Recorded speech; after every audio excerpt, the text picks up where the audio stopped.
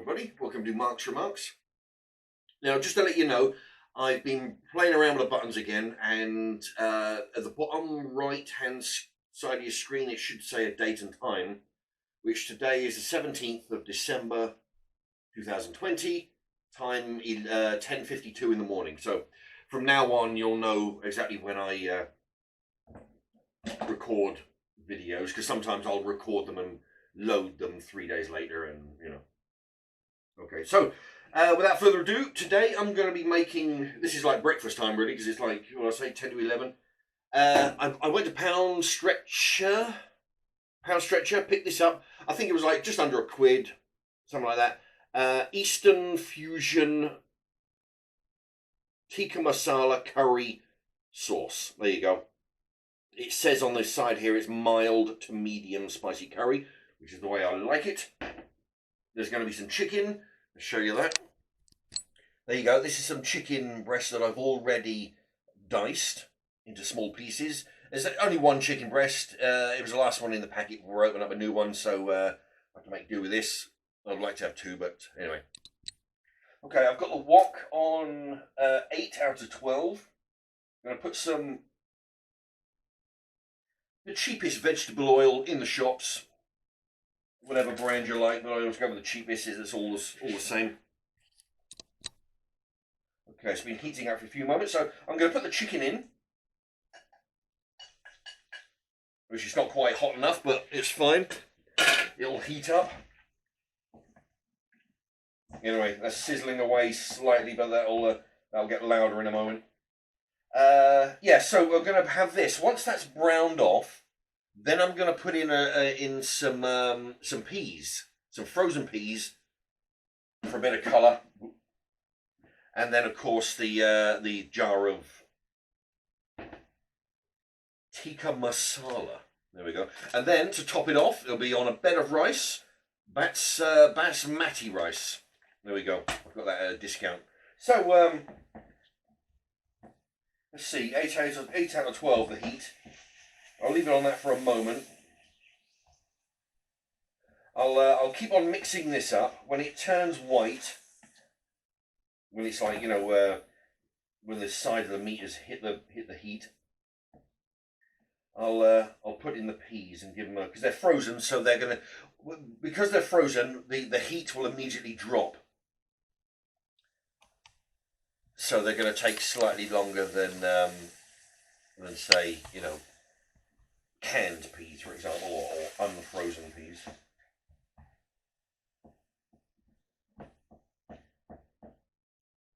In fact, I might turn this up from 8 till 9 out of 12.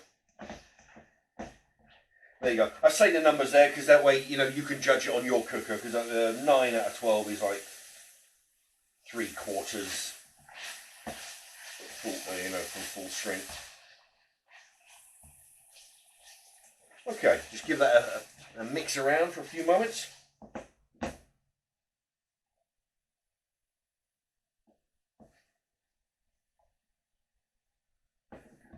Alright, it shouldn't take too long.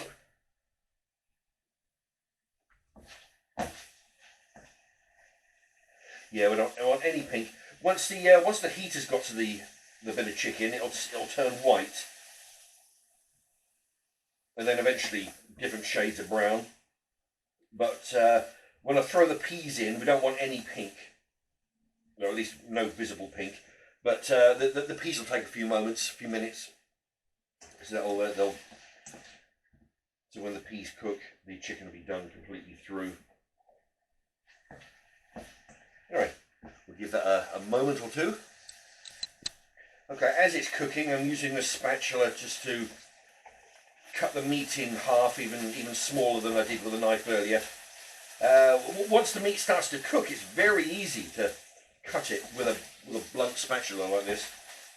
So you can just go around, because you need to mix it around anyway. So as you're mixing it, you're looking for chunks that you missed earlier that could do with being a little bit smaller. Maybe lost some there. Okay, the chicken is starting to brown, so now it's time for the peas.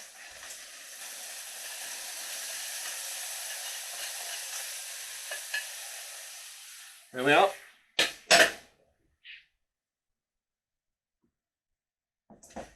Yeah, because like I say, the peas are frozen, so they'll immediately bring down the temperature. So we'll just get, there you go, the noise has stopped. So just give that a mix with the oil. And wait for the temperature to come back up. As you might be able to hear, the temperature is come up again and it's making the chicken sizzle. There we go, just turning it over gently. Not too often, because you want it to have contact with the heat. There we go, just stir it around so it doesn't stick or, oh boy, excuse me. Yeah, so it doesn't stick or burn.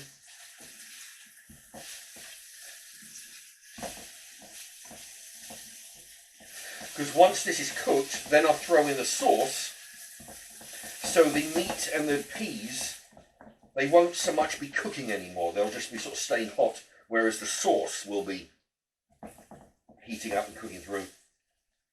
Okay, we'll give that a few more minutes. Okay, so the peas are starting to brown off, so we want to turn the heat down to 7. Now it's time for the Tikka Masala curry sauce. Giving it a smell there. Smells slightly spicy. Doesn't smell too hot.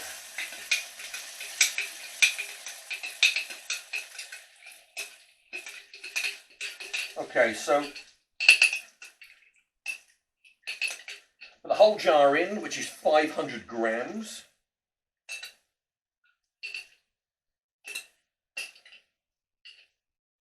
Okay, there you go. And as you can see, there's still some remnants in there. So what I'll do, I'll put that to one side. And if this curry mixture gets a bit too thick, I'll put some water in that jar. Swish it around, and then throw it in the wok, just to thin it out. I think perhaps what I should have done was to drain off the oil that had been accumulated. I put some sunflower oil in there to cook the chicken, and the juices from the chicken. Usually I drain that, but I just forgot. I remembered as soon as I put the jar in there. But not to worry. All adds to the flavour. All right, so now we've got the peas and chicken cooked. Now we just want to heat through the sauce. So we'll keep it on. I can smell it. It smells like mild curry. It's quite nice. We'll keep it on 7 out of 12 for the moment. Let that heat through for a few moments. See how it does in a few minutes. Okay, we'll leave that for 2 or 3 minutes and give it another stir. Okay, it's starting to bubble. We'll let it bubble just for a few seconds and then go around and stir it again.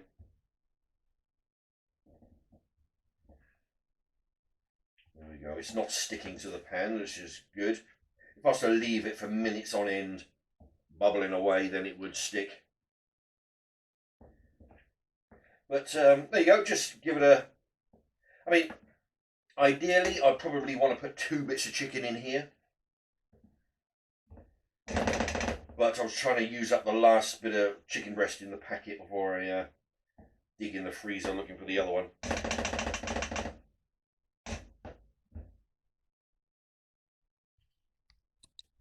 Oh, by the way, if you want to help the channel without actually doing anything, if you allow the adverts, like you might see at the bottom of the screen or in the right-hand side of the screen, if you was to leave those just to show, that'd be much appreciated. What I do I've done over 1,000 videos now. So, but what I do for the last 3, 4, 5 months, I think, is not allow the adverts to stop my video and to play an ad. One of those pain in the ass ones you can cut after about 5 seconds. They're a bit of a drag. I don't put those on. I only put the ones at the bottom of the screen and on the side in the thumbnails. That way it won't. Oh, and also the ones that only last 6 seconds, but I can't do anything about that. Okay, that way you can just watch the video all the way through without being too much disturbed. But so if you want to help the channel, it's a good way of helping without actually doing anything, because all the proceeds that I don't hardly get anything from the advertisements anyway. I think most YouTubers will tell you that. Well, unless they've got millions of subscribers and stuff. But it all goes back. It all goes back into buying balsamic rice and chicken masala, all this kind of stuff. So it all gets invested into the next video, and that's how I end up. I can afford to buy pheasant and duck and guinea fowl, all these unusual meats. Okay, right, we'll just let that simmer for a few more moments. Okay, I won't bother showing you, but I'm going to put this rice in the microwave for 2 minutes. And then by the time this is cooked in 2 minutes, then that will be well heated up and ready. Okay, the rice is done. Now let's plate up the rice. Now, unfortunately, I'm going to have to use a regular plate because I realised that my pasta bowl is in the sink. So I'm going to use a regular plate. I just hope I can fit it all on. Okay, let's plate it up.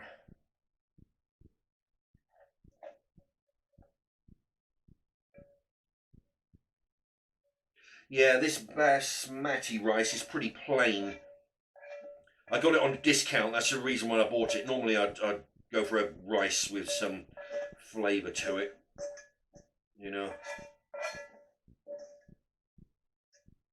There we are.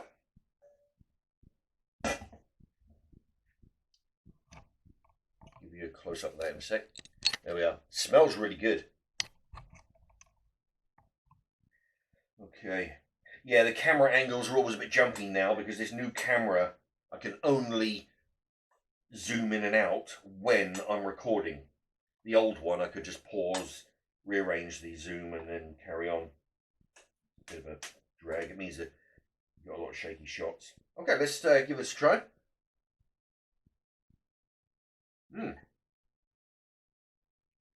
Actually, quite nice. Yeah, it's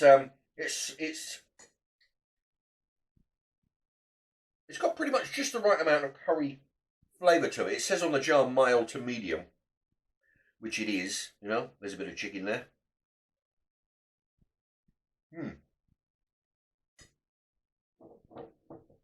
Tikka Masala. I'm trying to think if I've ever had this before from a takeaway. I think I may have, but a long time ago. But of course, it's always cheaper to make your own.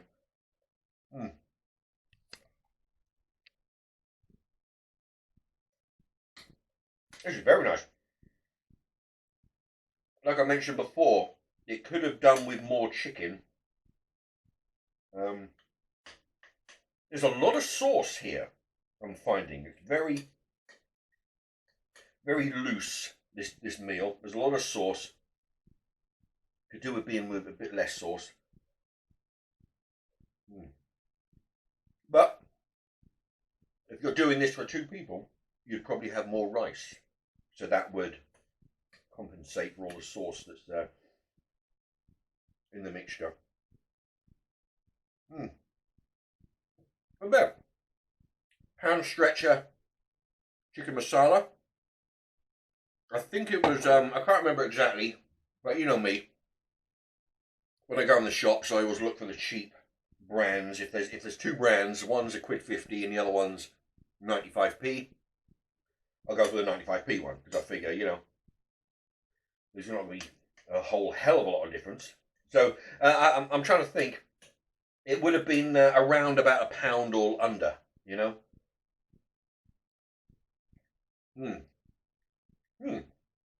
you go. Not everybody's ideal breakfast, but I figure food's food.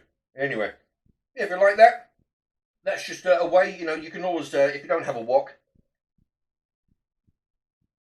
you can all do it in a frying pan. It's all done in one pan. That's a good thing. That's the thing I like. You cook the chicken in the pan.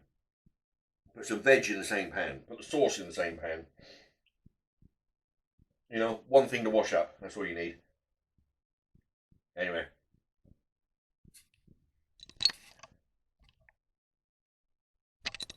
There you have it. It's a long video, this. Look. If you like what you see, by all means, hit the like.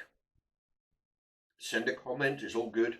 As probably a lot of you have noticed, I do like to reply to people that send comments and questions and whatnot. You know, I like doing that. So send a comment in or share, what you would do if you do anything different.